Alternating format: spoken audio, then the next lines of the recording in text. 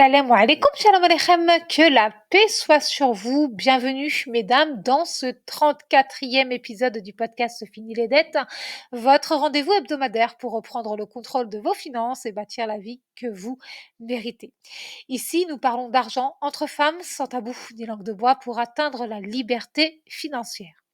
Pour celles qui ne me connaissent pas encore, je me présente. Je suis Malika de Riche, écrivaine rentière dans l'immobilier et podcasteuse passionnée par l'autonomie financière et personnelle, particulièrement celle des femmes. Aujourd'hui, nous allons parler d'un sujet qui, je le sais, vous touche profondément. Comment augmenter vos revenus sans vous surmener? Parce qu'on en a assez d'entendre que pour gagner plus, il faut travailler plus. Non, on peut gagner plus intelligemment sans s'épuiser et c'est ce que nous verrons dans cet épisode. Ce nouvel épisode est structuré en 5 parties. Partie 1, pourquoi chercher à augmenter ses revenus? Partie 2, les erreurs classiques à éviter. Partie 3, les stratégies efficaces et réalistes. Partie 4, comment choisir la bonne stratégie pour soi. Partie 5, bilan de l'épisode et défis de la semaine. Comme d'habitude, mesdames, je vous invite à vous abonner si ce n'est pas encore fait. Ça vous permettra de ne plus louper aucun épisode et de pouvoir écouter tous les précédents autant de fois que vous le voulez. Installez-vous confortablement, prenez de quoi noter et plongeons ensemble dans ce nouvel épisode. C'est parti. Partie 1, pourquoi chercher à augmenter ses revenus?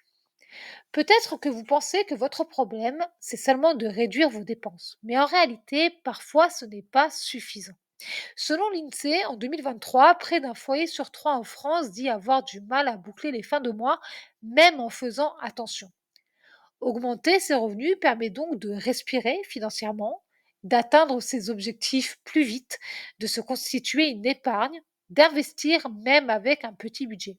Mais attention, il ne s'agit pas de tout sacrifier ni de cumuler 2 ou 3 jobs au détriment de votre santé. Ça, je ne le recommanderais jamais.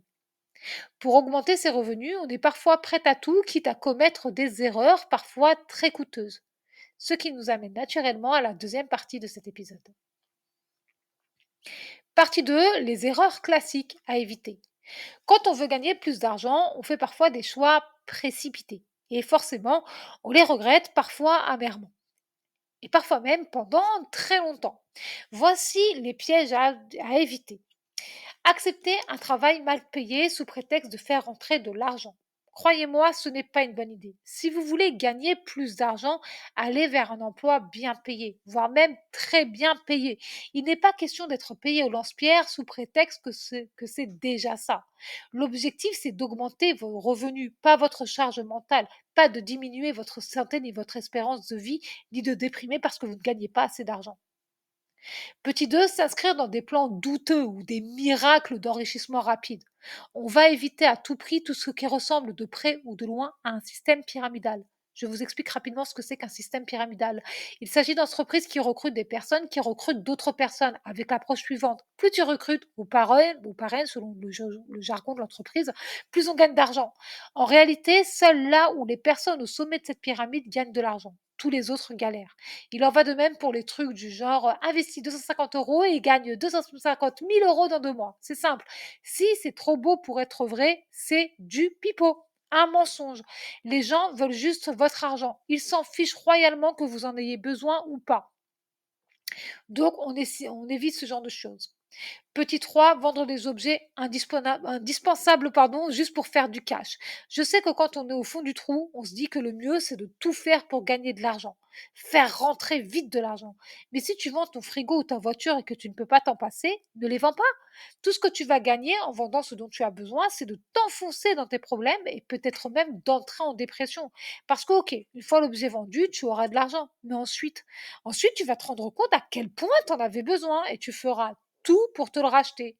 Donc, tu essaieras encore d'augmenter tes revenus. Et là, tu entres dans un cercle sans fin. Petit 4, s'épuiser physiquement ou mentalement au point de ne plus profiter de la vie. L'argent est un outil dont on a besoin pour payer les choses du quotidien et profiter de la vie. Je ne pense pas que notre quête ici-bas soit l'argent.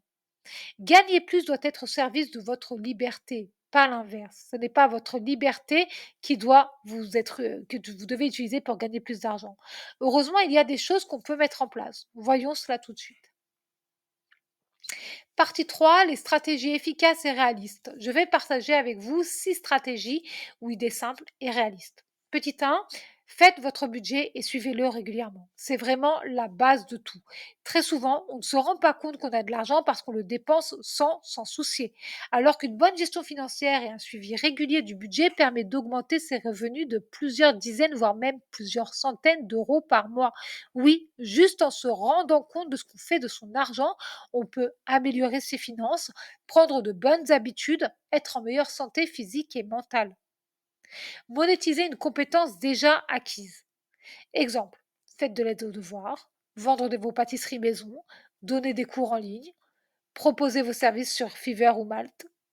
Selon une étude de Freelancer Map, 47% des freelances en France gagnent plus de 2 000 € par mois avec des microservices bien positionnés. Personnellement, lorsque j'ai vendu mon accompagnement littéraire, j'ai gagné 1 200 €. L'accompagnement durait 3 mois, donc j'ai généré 400 € par mois pendant 3 mois. J'ai aussi fait un accompagnement financier à 15 € par mois. Lorsque j'étais styliste, je créais et vendais mes créations. Je gagnais quelques dizaines d'euros par-ci par-là. Mais c'est probablement parce que je me déplaçais peu et que j'organisais peu de ventes. Donc cela impactait mes revenus. Vous voyez, les revenus dépendent de beaucoup de choses. Petit 2 ou petit 3, je ne sais plus, vendre intelligemment sur des plateformes, Vinted, Le Bon Coin, Etsy, eBay, etc. Mais attention, structurez-vous comme une pro. Créez des annonces soignées, fixez des prix justes. Proposez des petits services ponctuels dans votre quartier, aide aux courses, ménage occasionnel, couture, repassage, garde d'animaux, etc. Ce sont des services demandés localement. Créer un revenu passif, là, c'est à long terme. Exemple, écrire un e-book, enregistrer un cours audio ou vidéo, vendre des fiches pratiques. Une fois créé, vous pouvez vendre ces ressources en automatique. Évidemment, je ne vais pas vous mentir, je ne vais pas vous vendre du rêve, ça prend du temps. On a bien dit que c'était un processus long terme. Vous créez le produit et vous lancez la machine pour le vendre. Ça se vendra en automatique, mais vous allez devoir faire de la com et ça, c'est beaucoup moins automatique, croyez-moi. Participer à des études ou panels rémunérés. Certaines plateformes sérieuses rémunèrent entre 2 € et 10 € le questionnaire. Ce n'est pas énorme, c'est assez long, mais c'est cumulable. Quand je dis que c'est long, c'est que c'est long et difficile de trouver les fameuses plateformes sérieuses. Vendez vos services de manière récurrente. Là, restez bien concentrés les filles. Livraison, Uber par exemple, je le cite parce que c'est le plus connu et qu'on comprend tout de suite ce dont je parle. Vous pouvez générer plusieurs centaines d'euros par mois si vous êtes véhiculé et que vous pouvez vous déplacer facilement. Ménage, il n'y a aucune honte à être femme de ménage. C'est physique, c'est vraiment la seule chose que vous devez garder en tête. Le ménage, c'est physique. Sachez que certaines femmes de ménage génèrent de 3 000 à 5 000 € par mois. Elles gagnent de 3 000 à 5 000 € par mois. Pardon. Aide aux devoirs en présentiel ou via des plateformes. Vous pouvez gagner jusqu'à l'équivalent d'un mi-temps, voire plus. Vous voyez, ce sont des idées simples, accessibles, sans diplôme particulier. L'idée, c'est vraiment de faire quelque chose qui vous convient et vous permet de gagner de l'argent sans trop réfléchir. Partie 4, comment choisir la bonne stratégie pour soi? Pour choisir la bonne stratégie, celle qui est adaptée à toi, à ta vie, à tes besoins, à tes désirs, pose-toi, trois questions clés. Qu'est-ce que j'aime faire? Qu'est-ce que je sais déjà faire? Combien d'heures je peux réellement y consacrer? Moi, je vais répondre à ces questions. Qu'est-ce que j'aime faire? J'aime écrire et j'aime l'immobilier. Qu'est-ce que je sais déjà faire? Écrire des livres et de l'immobilier. Combien d'heures je peux réellement y consacrer? Cela dépend des vacances scolaires. Évidemment, il ne s'agit pas de tout tester, mais de commencer petit avec ce qui est aligné à votre vie à l'instant T. Exemple, si vous adorez cuisiner et que vous avez déjà un bon réseau, pourquoi ne pas proposer vos gâteaux maison? Mais si vous détestez ça, ce n'est pas une bonne idée, même si c'est rentable pour d'autres. Ce qui fonctionne, c'est ce que vous pouvez faire avec plaisir et régularité. J'ai partagé un peu de mon parcours et pour moi, le plus confortable et le plus rentable est et reste l'immobilier. Avant d'y arriver, j'ai fait beaucoup de choses. J'ai vendu des créations faits main et des accompagnements. Je suis aussi autrice, ce qui me permet de poser les bases de mes futurs revenus littéraires. Cette activité met énormément de temps à se développer dans mon cas à moi. Concernant l'immobilier, j'ai d'abord réglé mes dettes, je me suis formée, j'ai commencé à investir.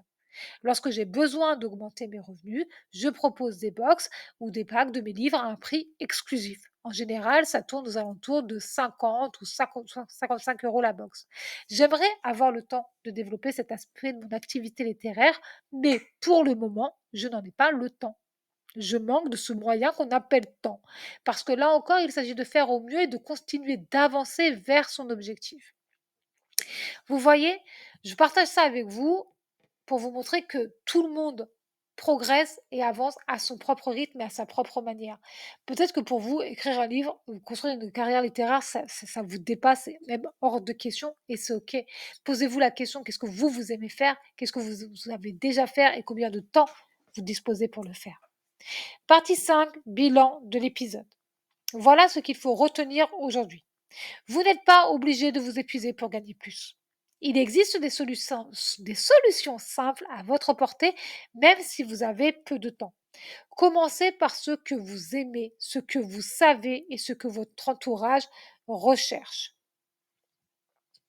Vraiment, quand on gagne ses premiers euros, il y a un sentiment de liberté qui naît, qui grandit en soi. Ensuite, euh, et c'est tout naturel, c'est tout humain, c'est très humain. On se dit, bah, qu'on peut faire plus, qu'on peut faire mieux et on va dans cette direction. La seule chose que vous pouvez craindre, c'est de vouloir être toujours plus libre et ça, c'est pas une tare. La quête de liberté, qu'elle soit financière, géographique, heu, émotionnelle ou autre, c'est noble. C'est comme la stratégie, c'est comme être stratège, c'est noble. Gardez ça en tête. La seule chose que que vous risquez en augmentant vos revenus sans vous épuiser, c'est, d'accéder à plus de liberté et plus de confort de vie.